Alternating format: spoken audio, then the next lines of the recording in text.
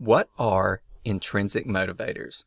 Well, these are internal or innate human desires that, when satisfied, they give rise to a level of satisfaction or contentment within us. So they serve to motivate us or to give us some level of inspiration when those internal needs or desires are met. With that being said, management commonly attempts to address the internal needs or motivations of employees in order to create a sense of motivation within them. Some of the more common intrinsic motivation techniques used by managers are as follows. So one, make the employee or subordinate feel competent. That is, give them work that's challenging, but still that's within their grasp so that they can accomplish it. Let them feel accepted. That is, compliment their achievements. Let them know how important it is and whether you're satisfied with what they're doing. Address their curiosity. Give them something engaging to do, something to investigate, work that requires them to expand themselves and to, once again, escape the routine functions of a job.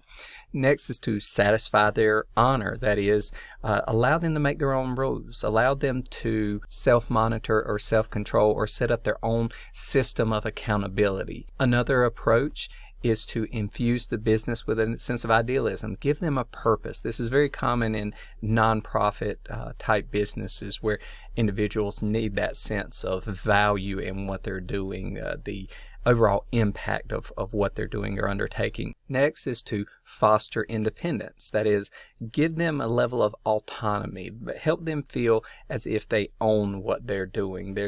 With that sense of ownership comes a sense of responsibility and accountability that ultimately results in higher levels of performance and quality with regard to what they're doing. Okay, maintain some level of order. That is, provide some minimum standards or a framework for execution of what they're doing. These can be minimum rules or policies that guide the overall objectives that you're seeking to achieve, but should be balanced with providing autonomy. That is, they can figure out how to do the things that they're doing. Make sure that they have some level of power or influence in the process.